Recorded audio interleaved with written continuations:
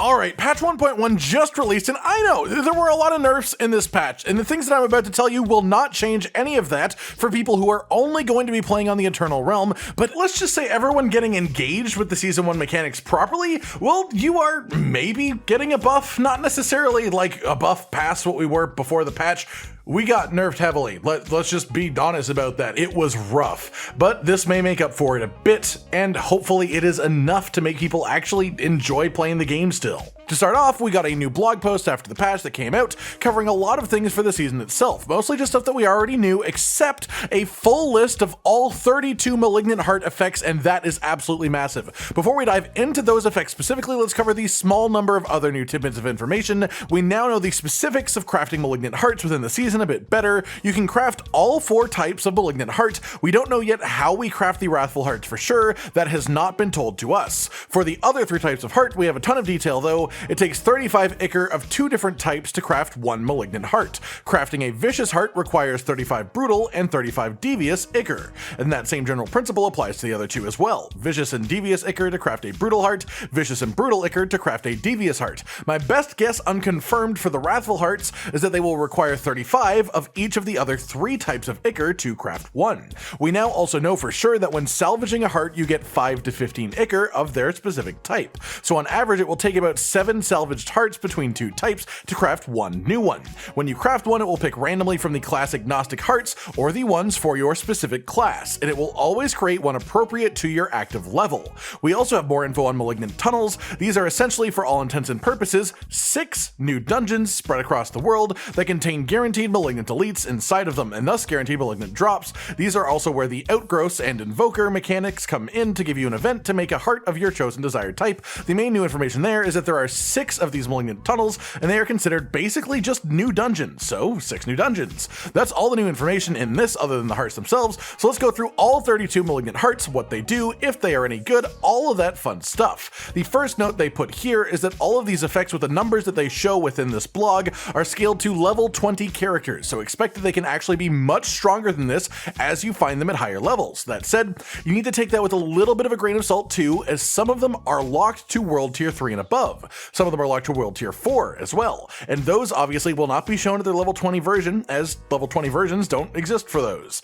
With that though, let's just go through them one at a time and what they actually could become. First up are the class agnostic ones, meaning that any class can use these. The Bacana is one of the ones that we've already seen. It causes critical strikes to charge an enemy hit by them for 0.75 to 2.5 seconds, which causes lightning to arc between any enemies that are charged, dealing 67 to 136 lightning damage, obviously increasing at higher levels. This one has a lot of potential actually, especially in more lightning damage focused builds, or in crit builds obviously, but given that we only have 3 slots for Malignant Hearts, this is going to have a lot of other things to compete with, as you'll soon be seeing. We have the Dark Dance, locked to World Tier 3 and above, and it is another Vicious Heart. This makes it so once every 5 seconds while you are above 60% life, core skills will cost 68 to 51 life instead of any primary resource, and skills that consume life do 10 to 20% increased damage. This is actually a really strong sounding one for any core skill focused builds. I do have questions about how this interacts with channel abilities, like if you activate Whirlwind on this timer, will it only cost life? Is that just how it's going to work? Because that could actually be quite interesting with enough healing as well, but the life required will likely also go up as this heart scales up with your level. But a 10 to 20% damage boost on core skills that also makes them not require a resource is actually really quite solid.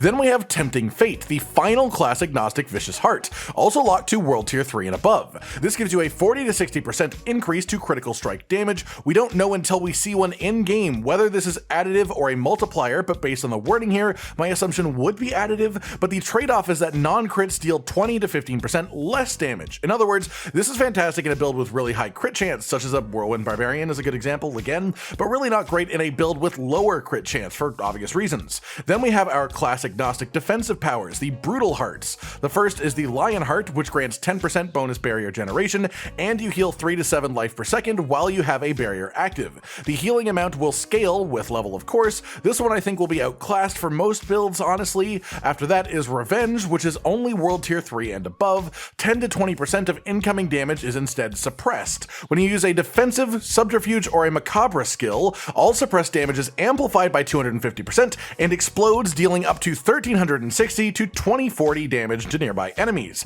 That damage number obviously will scale upwards with level as well, but I think that one is actually really quite high potential. Not only does it have the defensive component to it, but there are a number of builds in the game that include multiple defensive skills, especially something like Sorceress, for example, that often run 4 defensive skills simultaneously, and the ability to just constantly make those uses of those skills create explosions around you should actually be quite strong. Then we have the Prudent Heart, another one that is only World Tier 3 and above. You become immune for 2 to 4 seconds after losing more than 20% life in a singular hit. This effect can only occur once every 110 seconds. Hardcore players obviously are going to love this one for sure. People pushing high-end content will likely get a fair bit of use out of this too. It is essentially just cheat death against higher damage enemies once every 110 seconds, which is an awesome thing to have just in a heart.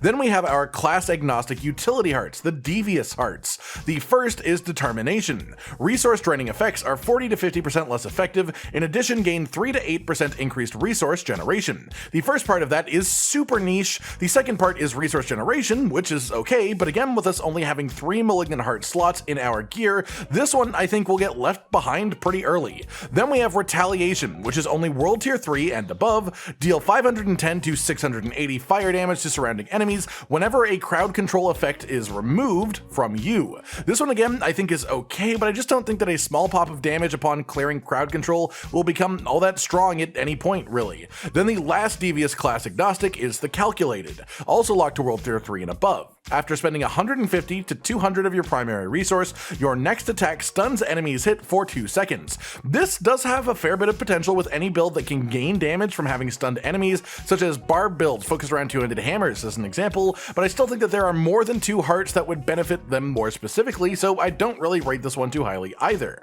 Then we have our class agnostic Wrathful Hearts. These are the ones that the developers have listed as super powers, indicating that they think that they are really quite strong. The first one we have already seen in pre-release content, the Malignant Pact. Every 20 kills, you cycle which bonus is active between the Vicious effect, which is 20% bonus attack speed, the Devious effect, which is core and basic skills have a 15% chance to fully restore your primary resource, and the Brutal effect, which is every 21 seconds, gain a barrier absorbing 85 to 102 damage. This one has pretty good potential, but the somewhat random nature of it definitely does hurt it. I know this will see much use in late game builds, but this one is available super early game. It is in World Tier 1 and 2, so it will likely see a lot of use in that section of gameplay if people have it drop for them. Then we have Creeping Death. Your damage over time effects are increased by 30 to 40% for each different crowd control effect on that target. Unstoppable monsters and staggered bosses instead take 110 to 130% increased damage from your damage over time effects. This could very well see a ton of use in damage over time focused builds, but there aren't too many of those. However, the effect itself is actually pretty strong when it does apply. Then the final class agnostic heart in general is the Barber, a Wrathful heart that only drops in World Tier 3 and above. Critical strikes and all subsequent damage within 2 to 4 seconds is absorbed by your target, then the absorbed damage erupts onto surrounding enemies. Stored damage is increased by 10% per second as well.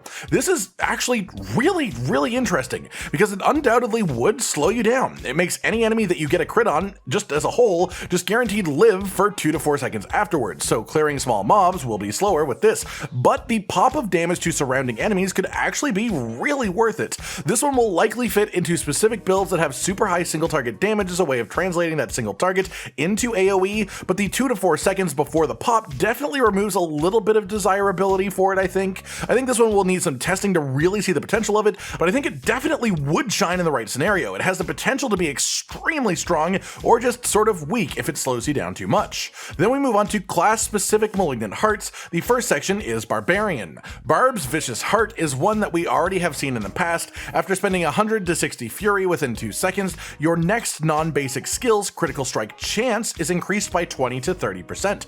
This is actually really good. Not necessarily for something like Whirlwind Barbarian, which is a lot of Barb builds to be fair, but for most other Barbarian builds, I can absolutely see this being a really important thing. Great for Leapquake, great for Hammer of the Ancients, even though that build was nerfed in the patch, great for Bleed, really if you use the Bleed key passive, it's just a really solid effect. Also worth noting, the one that we have seen before this had 34% crit chance on it, so this effect absolutely will scale with your Malignant Heart level, which scales with your character level. Then we have Resurgent Resurgent Life, Barb's Brutal Heart. While below 40 to 60% life, you receive 50 to 60% increased healing from all sources. Not bad, not great. With only 3 slots, I really don't expect this one to fill one for most of those players, but it could have its place in higher end content if you really want that healing. After that is Punishing Speed, Barbarian's Devious Heart. Your skills have a 20 to 30% chance to knock down all enemies for 1.25 seconds when that skill's attack speed is higher than 35 to 20%. The wording of that one is a little bit odd. I assume it doesn't necessarily count your character attack speed that you get from just the general attack speed stat, as it specifically says skill attack speed.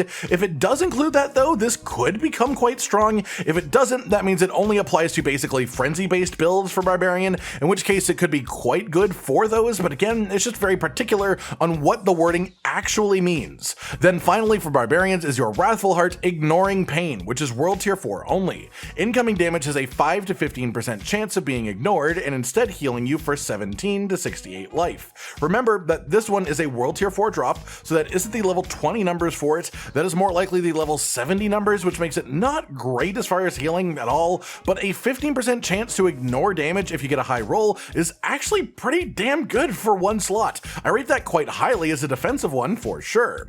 After that we have the Druid specific Malignant Hearts. The Vicious Heart is the Moon Rage. Kills have a 5% chance to summon a wolf companion for 20 to 30 seconds. In addition, gain +3 ranks to the wolves skill. This is really trying to make the wolves actually work for Druid, and I think there's a possibility that it might.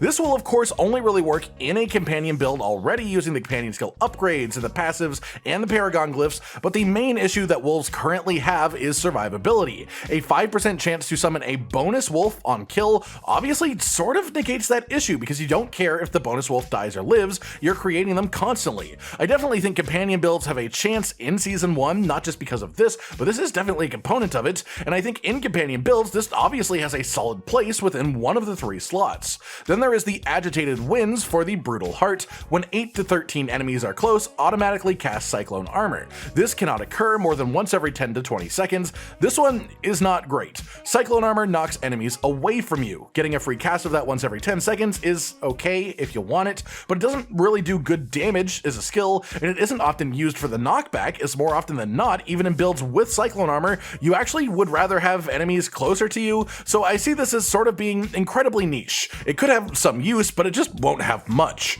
Then we have the Devious Heart, Inexorable Force. Up to 30 to 50 distant enemies are pulled towards you while you have an ultimate skill active. This is genuinely awesome. Druid has no other method of pulling or grouping enemies properly in the entire game. It only has things that push them away from the Druid. So having a way to group enemies up properly is actually really genuinely nice to have.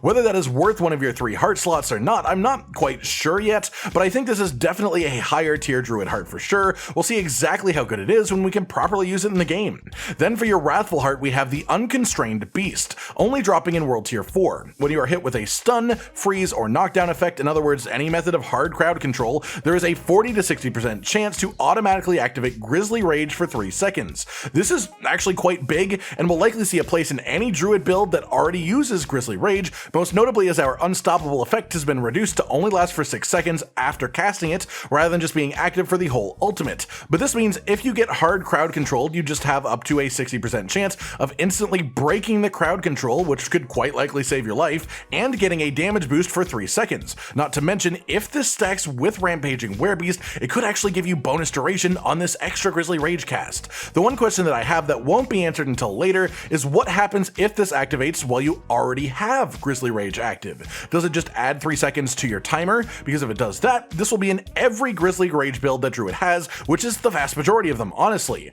If it replaces your timer, if it stops your active Grizzly Rage to start a new one that only lasts 3 seconds, if it does anything like that, it's going to be really hard to justify. That would not be good. It could save your life, but it would ruin your damage. After that, we move on to Necromancer. Your Vicious Heart is the Sacrilegious. Walking near a corpse automatically activates an equipped corpse skill every second, dealing 40 to 30% reduced damage. This brings up a lot of questions though. Note that it doesn't say consumes the corpse, so this could well give you free corpse explosion casts with some reduced damage once per second, but we don't know for a fact that it won't consume the corpse, especially as corpse skills skills themselves usually say that they will do that in their own wording, but then there is also the question, would it stack with something like Black River to be affected by multiple corpses for a larger explosion? If so, there is definitely actually a niche for this. If it doesn't consume corpses though, it could be incredibly strong, but I get the feeling that it probably will consume them, so this one I think is unlikely to be highly sought after unless it answers those two questions in a really positive way. Your Brutal Heart is the Decrepit Aura. When at least 5 enemies are near you, gain an aura that automatically curses surrounding enemies with Decrepify for 5 to 15 seconds. There is no internal cooldown on this, that is worth noting, so whenever enough enemies are close to you, you will just apply Decrepify to them for free. This is pretty neat. I'm not sure that it will make it into the top 3 hearts for Necro, but it is definitely a higher tier one for them, especially as far as defensively. But this also heavily depends on if it takes into account things like enhancements, because if you could use this to activate Decrepify without even having that skill on your bar, and get something like the cooldown reduction effects from Abhorrent Decrepify, that could actually be extremely nasty and free some space on your bar as well. Necromancer's Devious Heart is Frozen Terror. Lucky hit 10 to 20% chance of inflicting fear for 2.5 seconds. Feared enemies are chilled for 20% every second as well. This has high potential for specifically single target engagements like Uber bosses, giving you a really good way to build up a stagger bar. Fear procs will build up stagger quickly, but for most general content, I don't imagine this one will see too much use. Fear generally makes it harder to kill trash mobs because they'll walk away from you, though the chill effect isn't too bad necessarily. Then Necromancer's Wrathful Heart is pretty sweet, world tier 4 drop only, the Great Feast. Each minion drains 1 to 2 essence per second, but deals 50 to 75% increased damage, which is actually quite a lot of bonus. With no minions, this bonus instead applies to your character itself and drains 5 essence per second. Again, this is really strong, especially in builds that don't focus too much on spending essence itself. This both affects minion builds and also sacrifice builds, but I doubt the meta will shift enough here to make minion builds the standard, and so you'll see the sacrifice version of this used more often, but this is a buff to minion builds if you do want to use one, and that's great. That said, this bonus is pretty damn strong for the Shadow Corpse Explosion build as well, which is the main one that's used for Necromancer to clear high tier nightmare dungeons, so I expect that it will definitely find a ton of use there. Next up we have the rogue specific Malignant Hearts. The Vicious Heart is Cluster Munitions. Lucky hit up to 20% chance to launch 3 stun grenades that deal 26 to 32 physical damage and stun enemies for half a second. That's okay. The damage number is really low even for a level 20 effect, but just a general 20% lucky hit chance on any attack you use to launch out stuns in multiple directions is actually pretty interesting. I'm not sure how good this will actually be. I think it will have some niche builds, but I don't expect it to be too common in proper endgame. Then there is the Brutal Heart Trickery. When you use a subterfuge skill, leave behind an unstable Shadow Decoy Trap that taunts enemies. The Shadow Decoy Trap will explode after 6 seconds, dealing 680 to 1020 shadow damage. Cannot occur more than once every 5 seconds. That is actually really quite fun.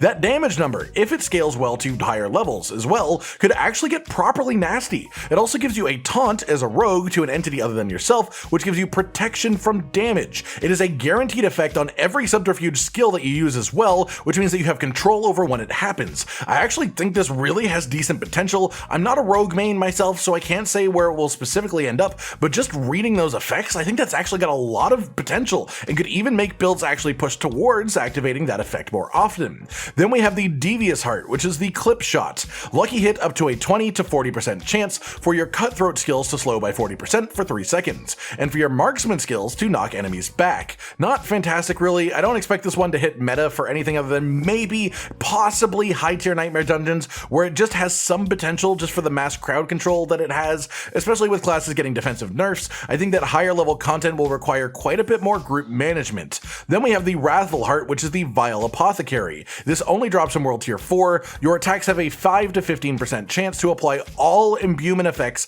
at 40 to 50% of normal potency. That right there is actually nuts. Apply all imbuement effects, not just one, all of them. Even a max roll of 15% chance and 50% potency is still not really reliable by any means. You can't expect this to happen every time, especially as imbuement attunements don't affect something you can spam like a basic skill, but I definitely think there is strong potential for this in at least a couple of rogue builds, and I'm excited to see where that could actually lead. Then finally we have Sorcerer-specific Malignant Hearts. First is the vicious one, Tal'Rasha. For each unique element that you deal damage with, you deal 7 to 12% increased damage for 3 to 10 seconds. This means even if you only do one type of damage, this is a 7 to 12% constant damage increase, which is actually pretty strong for one slot. If you get a high roll of this in a build that does, let's say, 3 types of damage, that is a 36% damage increase constantly active as long as you use one of each type of damage every 10 seconds. And that actually might just be enough to birth new builds with that focus, which is pretty exciting to me. Or if nothing else, with Firebolt Enchantment, which Sorc just constantly uses because they basically have to, but in a non-fire attacking build, a build that doesn't use fire damage as its main method of damage, that is a minimum 24% damage increase with a high roll, which seems pretty strong to me. Then we have Sorc's Brutal Heart, which is Spellbreaking. After taking elemental damage, gain 20 to 40% resistance to that element for 5 seconds. This one is a little bit heartbreaking. It almost feels like a kick in the teeth, honestly, given how bad int scaling with elemental resistances actually works. They haven't done anything to fix elemental resistance value in high world tiers, and so this probably just won't be great in endgame content unless it applies straight up to your stats. Like even in world tier 4, if you get hit by a fire spell, if this makes you suddenly take 40% less fire damage straight up for 5 seconds, if it does actually work that way, which would not be like any other resistance bonus in the game does, then it would become very good. If it works how I expect it to, if it works like anything else in the game that is an elemental resistance, this is still pretty bad until they change how elemental resistances calculate into things properly. Definite potential, but it's dependent on if that functions the way that you'd want it to. If it works the same as other resistances, it essentially is just throwing sand in the face of every sorcerer who has had to put up with the fact that elemental resistances aren't working right already. It's just a messed up choice to make this one of the class-specific hearts unless it is just straight up damage reduction. After that is the devious Sorc heart, Spite. When you are afflicted with crowd control effect of any kind, there is a 20 to 40% chance that the same enemy that casts it onto you and enemies around you also are affected by that crowd control for 3 seconds. That is weird. It's funky. I like the idea, but I doubt it will see genuine use, really. If you get frozen and then suddenly all the enemies that are around you specifically get frozen, that's pretty cool, but there will still be a skeletal corpse bow across the room that isn't frozen, looking to take advantage of the fact that you're just standing still, you know? Then finally, the 30-second Malignant Heart, Sorc's Wrathful one, is Omni Power, only dropping in World Tier 4. Core skills that launch a projectile consume all of your mana. For every 45 to 35 extra mana consumed, you launch an additional projectile. The damage is also increased by 3 to 5%. That is actually a super cool sounding effect to me. I could totally see new builds based around this concept with tons of mana regen on them. Just hit the button once, launch off a ton of projectiles, clear the entire pack of mobs, clear it instantly, and then mana regen before the next pack. I love this as a concept, but we'll have to see some in-game testing to see if it actually works out to make it worth the slot, and also building around that too, because most sorcerer builds wouldn't actually be able to use this in their current state. It would have to make new builds to actually work. And that is actually it then, everyone. All 32 Malignant Hearts being put into Season 1, broken down, explained, and a bit of a discussion about their viability for their individual classes as well, and little bits of the new info that were dropped in the same blog post that aren't the Malignant Hearts themselves too. I hope you've enjoyed this breakdown. I hope it helped you understand these powers a little bit more. Maybe it gave you a bit more to think about when considering which class or build you are aiming to play in Season 1, and of course, I hope you enjoy the season itself when it comes out too. Like if you liked the video, subscribe and hit the notification bell for more, and most importantly, ladies and gentlemen, until next time, stay sweet.